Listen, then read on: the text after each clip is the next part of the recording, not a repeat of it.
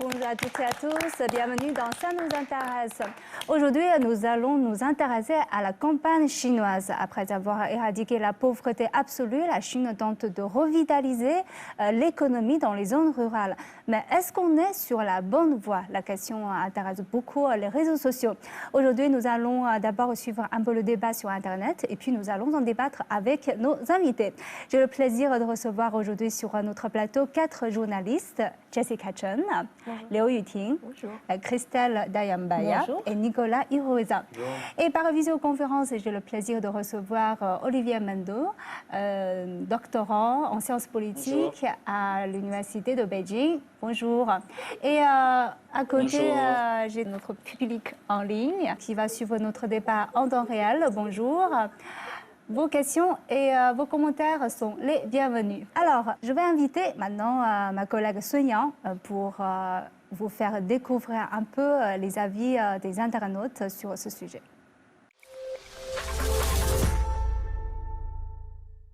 À la fin 2020, plus de 90 millions de paysans chinois sont sortis de la pauvreté. Maintenant qu'ils sont sortis de la pauvreté, leur souhait est de revitaliser la campagne. Sur les réseaux sociaux, on trouve beaucoup d'internautes qui reconnaissent les résultats obtenus par la Chine en matière de réduction de la pauvreté. Par exemple, cet internaute a dit « La réduction de la pauvreté est une entreprise ardue. C'est un processus holistique et profond. Il s'agit de comprendre les gens, leur environnement et le contexte social et pourquoi ils restent pauvres. » Un autre internaute écrit que nos politiciens apprennent auprès de la Chine comment mettre en œuvre une politique sur le terrain et pas seulement sur le papier. Mais il y a aussi les gens qui remettent en question les réalisations de la Chine en matière de réduction de la pauvreté. Par exemple, cet internaute qui considère que la Chine a fait sortir les gens de la pauvreté uniquement en abaissant le seuil indicatif qui mesure la pauvreté, de sorte que les pauvres ne soient plus techniquement pauvres. Alors, est-ce que vous êtes d'accord avec les internautes ou pas? Ok, on voit que les commentaires sont très divers. Alors, quel est votre avis? Alors, je trouve que le dernier commentaire est un petit peu injuste, parce que d'après moi, le gouvernement chinois envoie beaucoup de cadres dans les campagnes pour aider justement les gens des campagnes, les cultivateurs, à subvenir à leurs besoins sur le long terme, en fait, pour leur apprendre des techniques agricoles, ce genre de choses qu'ils peuvent utiliser après par eux-mêmes et ensuite pouvoir sortir de la pauvreté et surtout pouvoir ne pas retomber dans la pauvreté. Quelques réactions, Jessica? Moi, je pense que les chiffres sont un indicateur dans l'évaluation de la pauvreté, mais ce n'est peut-être pas l'indicateur le plus représentatif. Par exemple, il me semble que le plancher fixé par la Banque mondiale est à 1,90 $ par personne par jour. La Chine fixe le seuil à 2,30 $, mais la Banque mondiale fixe ou recommande en tout cas un taux de seuil de pauvreté à 5,50 $ pour les pays à revenus intermédiaires comme la Chine. Donc, au final, la Chine, ces chiffres-là, ils sont relatifs. Et est-ce que c'est vraiment représentatif? Qu'est-ce que ça représente au final? Est-ce qu'on a vraiment une conception de ces chiffres concrètes? Je pense qu'il faut plutôt aller voir sur place qu'est-ce qui a été fait au niveau des infrastructures, au niveau de la modernisation de l'agriculture, par exemple, ou au niveau des mesures qui ont été prises pour aider les personnes dans les régions rurales. Et je pense que ces mesures concrètes parlent plus que les chiffres. C'est pour ça qu'on vous invite ici pour partager vos expériences dans la campagne. Donc, on va parler un peu plus de votre expérience un peu plus tard, mais quelques réactions de ces commentaires, Christelle.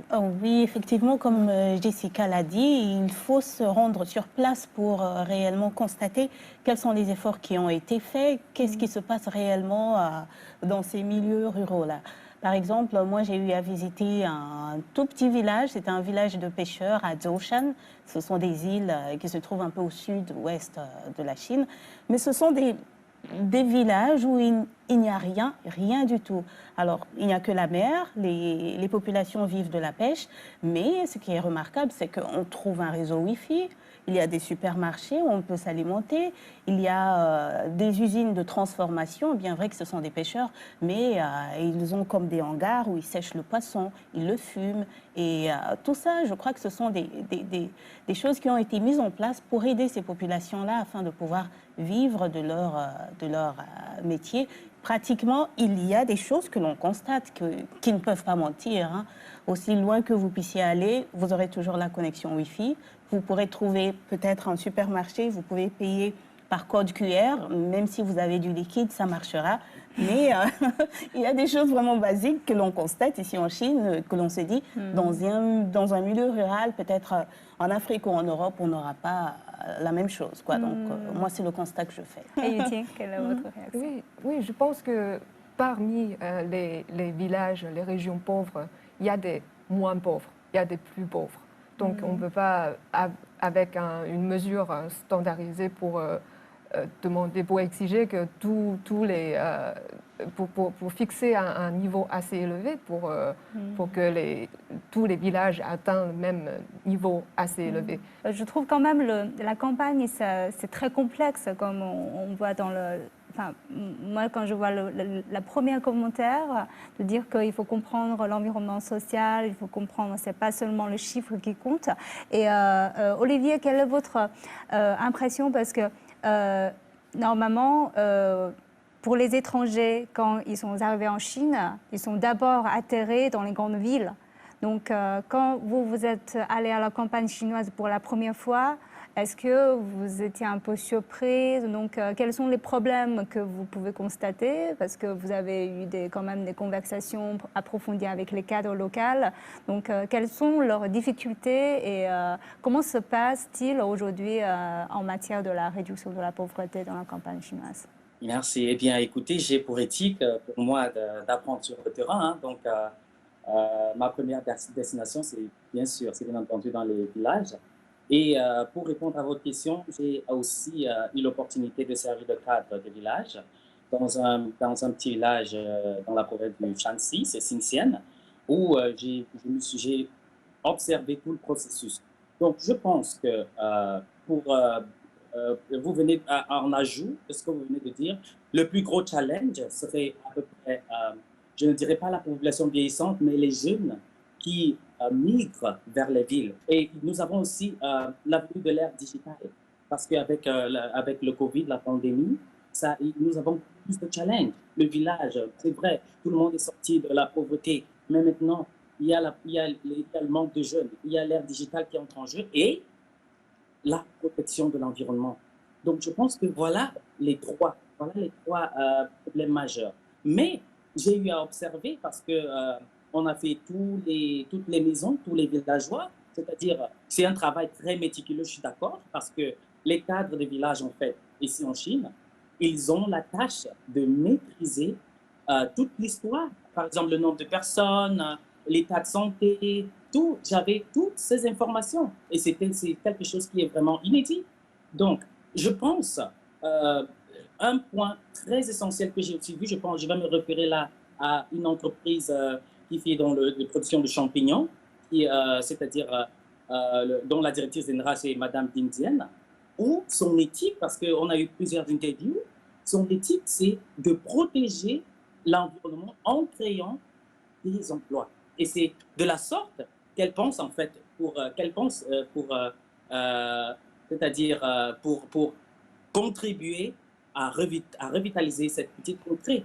Donc, je pense que ces trois challenges, ces trois défis sont les plus grands défis que j'ai vus dans ce petit village. Et aussi, ce que j'ai pu constater en Ningxian, et même où j'étais à Xinjiang. Donc, voilà. Alors, Nicolas, quelle est votre expérience de la campagne chinoise? J'ai voyagé un petit peu en Chine, et parfois je suis allé dans certaines campagnes, hein, je pense à l'Anhui ou au Guangxi, mais ce qui m'a le plus frappé peut-être c'était au Tibet, puisque c'est une région quand même très aride, très difficile d'accès, et où c'est très difficile de cultiver hein, des légumes, des produits. Et il y avait beaucoup de sortes d'usines et d'infrastructures qui s'étaient mises en place pour aider les villageois, les fermiers à cultiver des produits un peu plus agricoles, plus écologiques, avec une manière de faire plus efficace. Et souvent, c'était des gens qui venaient du Sichuan, donc une province voisine, et ils se rendaient avec leurs techniques agricoles. C'était des ingénieurs agronomes, et ils venaient enseigner en fait les techniques un peu plus avancées, plus de pointe, pour les gens des hauts plateaux du Tibet. Donc j'ai vu ces grandes serres où donc, il y avait des légumes, des fruits qui poussaient à des hautes altitudes, et c'est quand même assez impressionnant. Ouais. Et Jessica, vous avez été dans le Guangxi. Qu'est-ce qui se passe à Guangxi Oui, alors j'ai été dans le Guangxi l'année dernière et j'ai rencontré un producteur de thé. Et donc en fait, il nous expliquait qu'avant, il cultivait des piments, des patates douces, mais que ça ne poussait pas très bien dans cette région-là. Et ensuite, des personnes sont venues pour voir justement dans cette région, avec ce climat, qu'est-ce qui pousse mieux que ça ?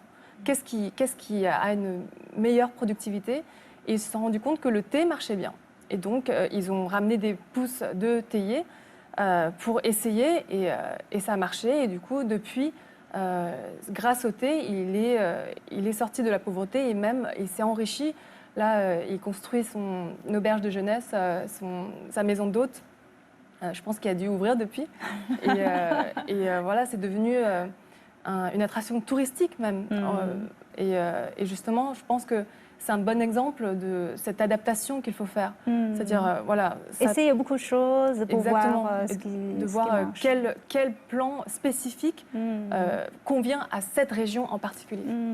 C'est pas très évident de le trouver d'un coup comme ça. Ici, c'est des très belles régions, hein. Guizhou, Guangxi, c'est très belles régions à visiter. Il y a beaucoup d'écotourisme maintenant, des écotouristes qui viennent...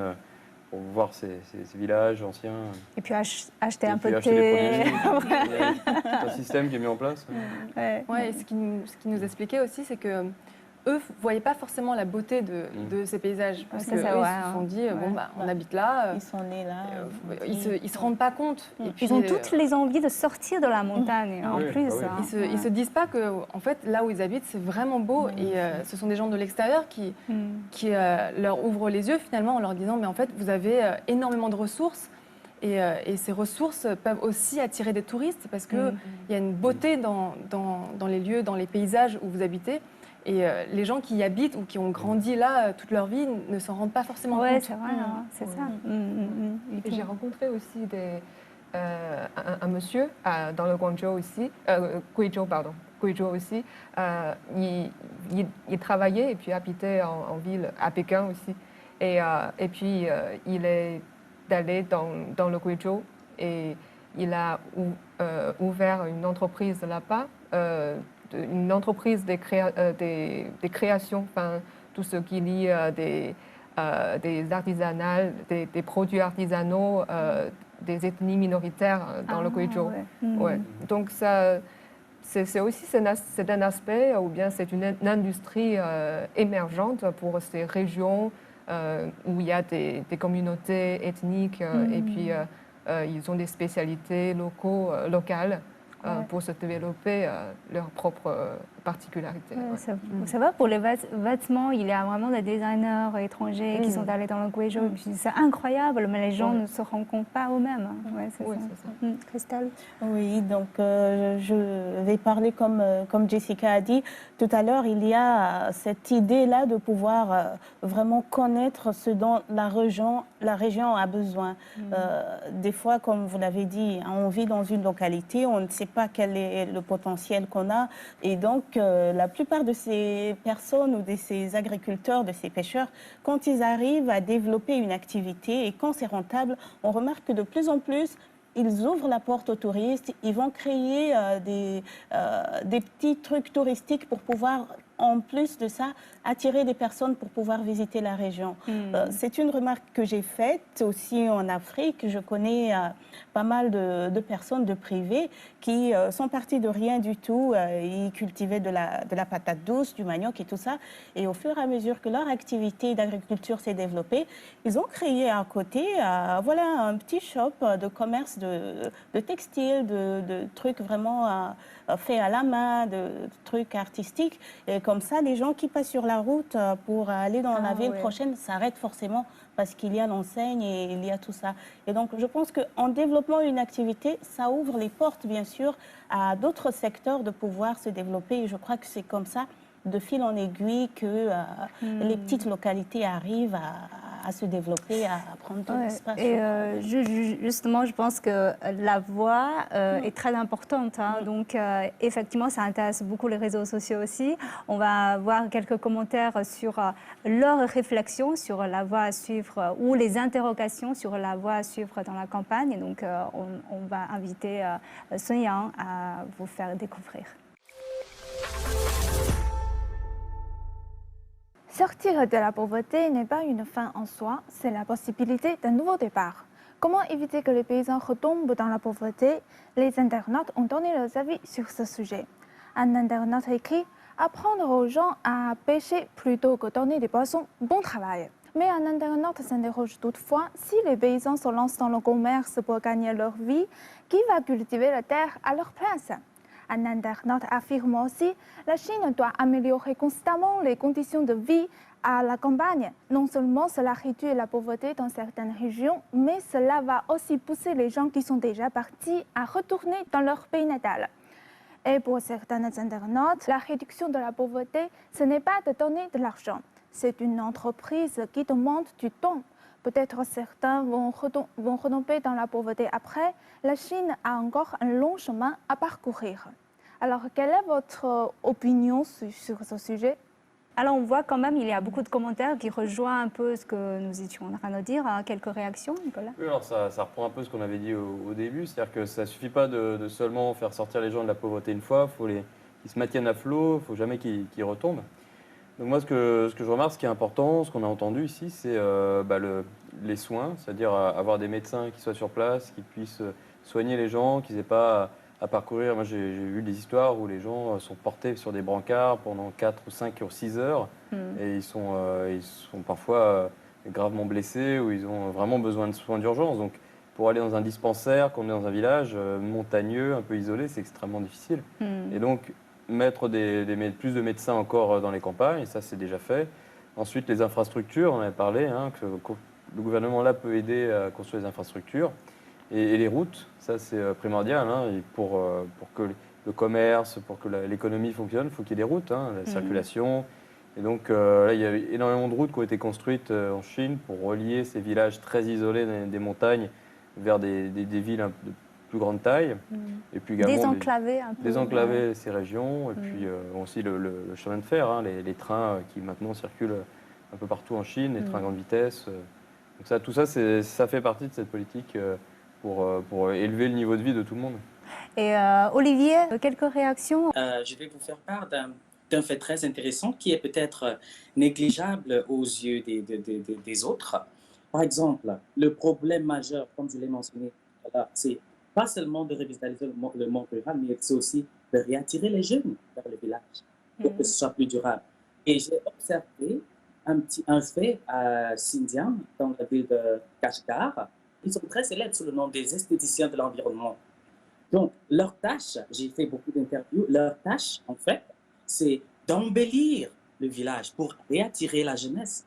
Et nous sommes allés dans des écoles à Kashgar, et tout le monde, ils veulent rester à Kashgar, ils veulent rester dans leur village. Leur petit village s'appelle Choufou, parce que c'est beau. Et ça, c'était très intéressant pour moi, pas seulement en termes de grands projets, mais aussi les détails comptent. Tout compte dans la durabilité. Et aussi, le deuxième point, c'est en termes de... Je veux parler de la connexion dans tous les villages où j'ai eu à être, que ce soit le sud ou le nord. Je pense que ils ont cette éthique de tirer profit de leur situation environnementale, quelle qu'elle soit.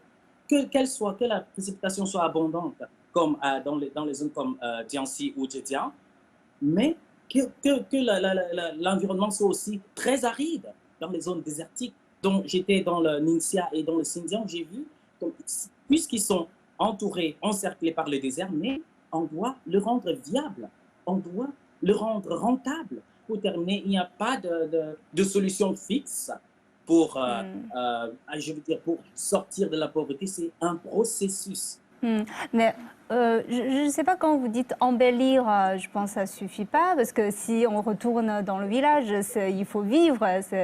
Embellir, ça ne suffit pas. Est-ce qu'il y a des plans prêts pour l'emploi à ce niveau-là? Bien sûr, j'ai juste mentionné ce détail parce qu'il n'est pas négligeable dans la zone de Kashgar. C'est très important. Mais en outre, il y a bien sûr la création des emplois, comme je vous ai dit, la situation gagnant-gagnant, la protection de l'environnement et la création des emplois, mais aussi le côté santé. Parce que dans les zones, par exemple, comme Kashgar, dans le Xinjiang ou Ningxia, 95%, ils sont couverts à 95% en matière de santé. Ce sont les points phares.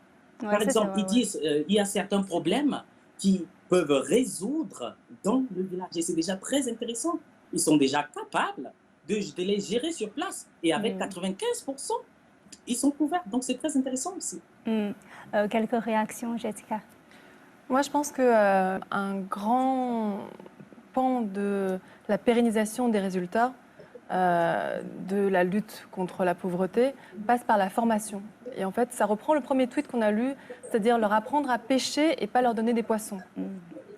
Donc, je pense que la formation, c'est très important et ça rejoint aussi ce que disait Olivier tout à l'heure, c'est-à-dire que beaucoup de jeunes aussi sortent des régions rurales, vont en ville acquérir une éducation supérieure, mais ensuite reviennent pour justement former les gens qui sont restés dans les villages et pour aider l'ensemble du village à sortir de la pauvreté et à évoluer. Et je me souviens par exemple quand on est allé visiter un village au Tibet, on avait rencontré une enseignante justement qui avait fait ses études en ville, qui est sortie du Tibet, qui a fait ses études et ensuite qui a choisi de revenir dans l'école primaire où elle avait été pour améliorer l'éducation là-bas et pouvoir leur enseigner l'anglais par exemple ou leur enseigner des savoirs qui sont adaptés à la société d'aujourd'hui. Et je pense que la formation, c'est un point vraiment primordial dans la réduction de la pauvreté. Christelle? Et je vais juste rebondir sur le tweet qui disait que si tous les jeunes vont en ville, qui va rester pour cultiver les terres. Oui. Il faut savoir aussi que, comme nous l'avons dit précédemment, quand on vient pour aider les gens qui sont dans les milieux ruraux, on ne va pas s'intéresser uniquement à un secteur. Par exemple, si je prends le domaine de l'agriculture, on ne va pas juste leur donner des machines pour l'agriculture, c'est une chaîne. On va leur dire, OK, les machines sont là pour faire l'agriculture. Après l'agriculture, vos produits, vous pouvez les transformer, voici les trucs à transformer. Après ça, vous pouvez les vendre en ligne, voici les réseaux, voici les sites et tout. Donc, c'est un travail qui se fait à la chaîne. Et donc, ça rejoint ce que Jessica vient de dire, c'est une formation qu'on va leur apporter. Dans chaque domaine, on va étudier la région, savoir quelles sont ses spécificités et en fonction, emmener le besoin qui s'y pose, leur proposer, leur dire attention pour la culture de la mangue, il faut ce procédé. Et donc du coup, les agriculteurs, s'ils veulent aller en ville, ils peuvent aller en ville, mais ça ne veut pas dire que le travail va s'arrêter. Et je crois même qu'il y aura des gens qui sont issus du village qui seront prêts à pouvoir investir. Ils reviendront volontiers s'ils ont des sous ou un financement, se dire « Ah tiens, ma région est en train de se développer. » Ça, c'est ma priorité d'investissement. C'est ma priorité d'investissement. Je vais faire ça pour les jeunes de ma localité. Et en voyant que ça va, que ça évolue, c'est avec plaisir que les gens reviendront vers la campagne. Oui, moi, je suis d'accord avec Christelle.